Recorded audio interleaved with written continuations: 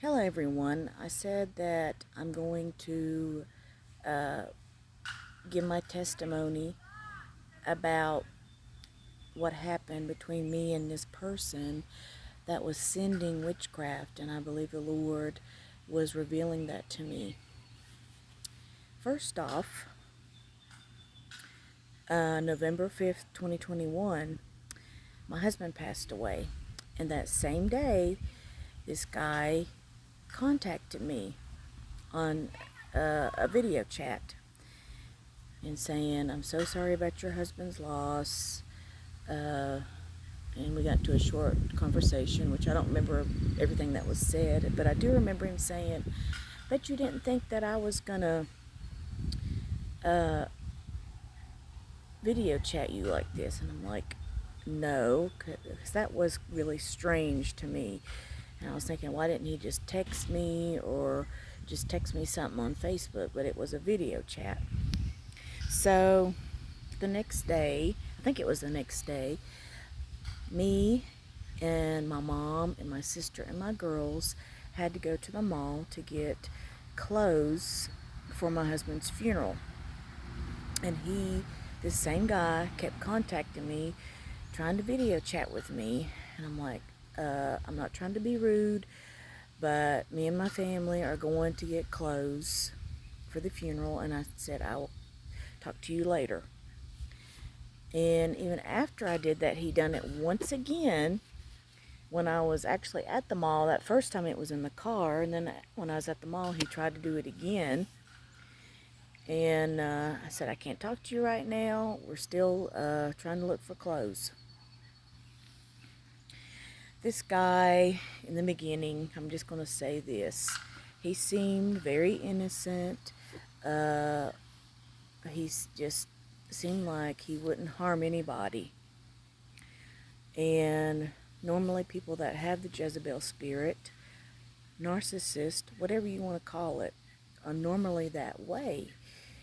They act a totally different way than how they truly are. They try to hide and mask all this stuff and make you think they're the greatest person in the world, that they're your soulmate, and just give you all this positive energy in the beginning. Well, I decided after this, after I after the funeral and everything, that I was going to go see my mom for Thanksgiving that year. And I went to go see her, and then when I got back, he was contacting me again. And I said, I just, I don't really feel that great. And I didn't want to talk after I got back from my trip, because it was like a 7 hour, well, maybe 5 or 6 hour trip there and back. And I said, I'll just contact you when I get better. And so that's what I did.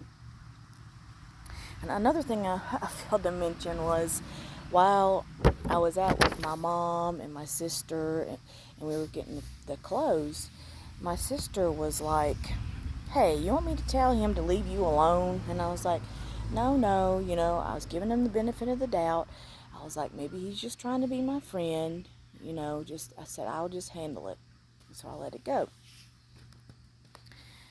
Well, after we had actually got to talking some more, about a week or two after that started, he began to say that he loved me, that he was falling in love with me, and that was very quick for me. That was very strange. Um, and he kept wanting to be my boyfriend, and he kept mentioning it over and over and over. And I said, well, I'm not ready for that. I don't really want to. And I didn't want to say that I loved him, because I didn't really. I mean, at the time, I wanted a friend. I wanted somebody to talk to, and he was giving me a lot of positive energy. And I think because he was doing that, I didn't want to let that relationship go that we had had.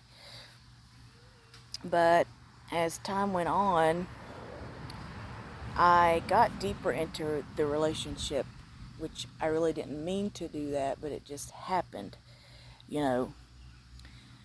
And I also had this struggle within me, like, I really don't need to be in this relationship right now, you know.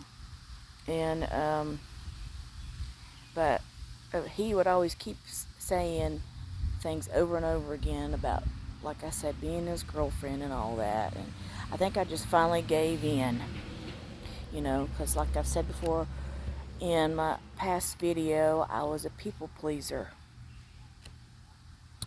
And so, and I didn't want to hurt anybody's feelings, even though I was feeling a certain way, even though I didn't want to. I was like, well, if I don't do this, then I'm not going to have him in my life at all, I guess you could say. And I should have just let it go and said, you know what, I can't be with you, and just let it go at that. But it was just really hard for me. So during the relationship, I would stop talking to him, like block him, and then I'd unblock him on Messenger. And the reason I did this was because the Lord started revealing things about him to me. I started receiving, because I asked the Lord, I'm like, do you really want me to be with this guy? After all that. And the Lord started revealing stuff because I asked him first. The Lord revealed bait and switch, which is when a guy acts like he's the best thing ever in the beginning, and then he changes. A lot of times these men will change after you marry them, or after they put a ring on your finger or whatever, because they think that they have got you, and they think, oh, now I can just treat her like dirt. The Lord began to tell me he's a fake, he's a phony. He's not really, telling you the truth about who he is. And then one night I was on a video chat with him, and he began to say, oh, I'll take care of your girls, take care of you and everything. And immediately in my mind I heard, he is blatantly lying to you. I didn't tell him that at the time. I was like, oh my gosh, The Lord also told me, hook, line, and sinker. He's deceiving you, pretty much. And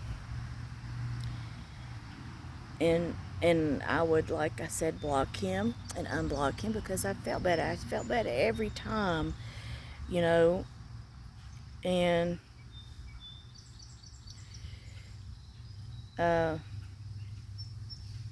and once I started to actually see him, I saw him in person.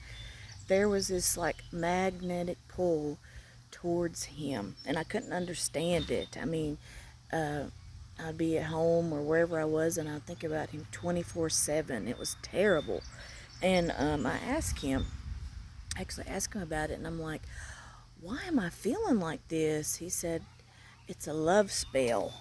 And at that time, I thought, he's just joking,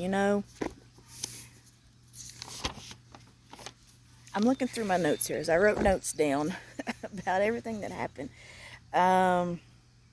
One night I was on the phone with him, and I happened to run into Caitlin as I was walking by Caitlin, and she's like, Mom, you don't look right. You're acting totally different. What's wrong with you? And I think maybe at that point he had already put that spell on me. And I know this sounds odd for people to understand until they actually went through it. I believe this is really what was happening. He put some kind of binding spell, love spell, whatever you want to call it, on me. And so I continued in the relationship, and my children, they kept getting sick when they were in school. I was getting sick. I got sick very bad twice. And I believe that he was actually sending things my way, some kind of witchcraft.